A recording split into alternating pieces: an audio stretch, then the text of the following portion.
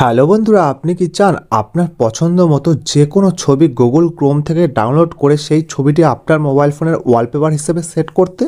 তাহলে এই ভিডিওটি শুধুমাত্র আপনার জন্য। তো আজকে আমি আপনাদেরকে এই ভিডিওটিতে দেখাবো যে কীভাবে আপনি খুব সহজে আপনার পছন্দ মতো যে কোনো ছবি বা ওয়ালপেপার গুগল ক্রোম থেকে ডাউনলোড করবেন এবং সেই ওয়ালপেপার বা ছবিটি কীভাবে আপনি আপনার মোবাইল ফোনের ওয়ালপেপার হিসেবে সেট করবেন, সেই বিস্তারিত এই ভিডিওটিতে দেখাবো।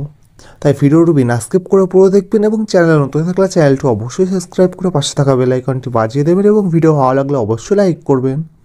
তো চলুন শুরু করি।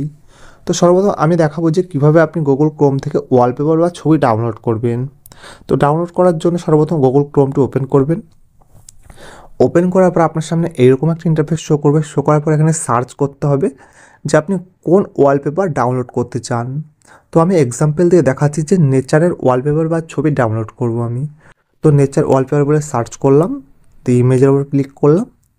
তো এখান থেকে দেখুন বিভিন্ন ধরনের নেচারের ওয়ালপেপার শো করছে। তো এখান থেকে আমি এই ছবিটি পছন্দ হলো, তো এই ছবিটির উপরে ক্লিক করলাম।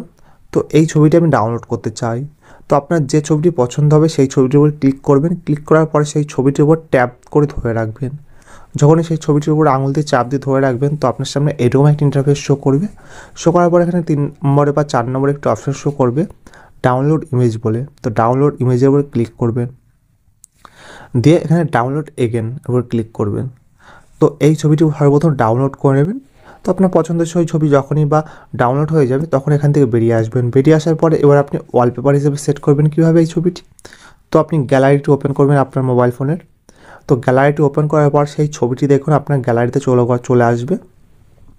তো সেই ছবিটি প্রথমে ওপেন করবেন বা বড় করবেন। বড় করার পরে দেখুন এখানে নিচের দিকে কতগুলি অপশান আছে। এখানে দেখুন 3 ডট বলে একটি অপশান আছে। 3 ডটের উপর ক্লিক করবেন। তো মার্ক করে দেবো এই অপশানটির উপর যখনই ক্লিক করবেন তো এখানে দেখুন সেট আস ওয়ালপেপার বলে একটি অপশান শো করছে মাঝখানে। তো সেট আস ওয়ালপেপারের উপর ক্লিক করবেন।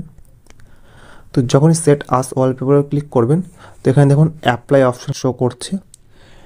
তো অ্যাপ্লাইয়ের উপর যখন আপনি ক্লিক করবেন তো নিচে 3টে অপশান শো করবে। সেট আস লক স্ক্রিন, মানে আপনার মোবাইল ফোনটি যখন লক হয়ে থাকে, মানে প্যাটার্ন লকের আগে বা ফিঙ্গারপ্রিন্ট দেওয়ার আগে, তখন কিন্তু ওই লক স্ক্রিনে এই ওয়ালপেপারটি সেট করতে চান, নাকি হোম স্ক্রিন মানে যেখান থেকে আপনার মোবাইল ফোনে যাবতীয় কাজ করেন সেখান থেকে, বা সেট বোথ মানে দুরকম ইয়েতেই আপনি ব্যবহার করতে পারেন। তো আমি লক স্ক্রিনে করে দিলাম।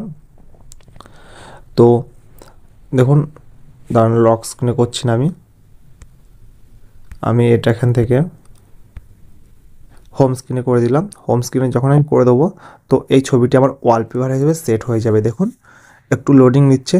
দেখুন এই ছবিটি আমার ওয়ালপেপার হিসেবে সেট হয়ে গেছে খুব ভালোভাবে। তো এইভাবে আপনি খুব সহজে যে কোনো ছবিকে আপনি গুগল ক্রোম থেকে ডাউনলোড করতে পারবেন এবং সেই ছবিটি খুব সহজে আপনার মোবাইল ফোনে ওয়ালপেপার হিসেবে সেট করতে পারবেন। তো আশা করি ভিডিওটি ভালো লেগেছে। তো ভিডিওটি শেষ পর্যন্ত দেখার জন্য অসংখ্য ধন্যবাদ।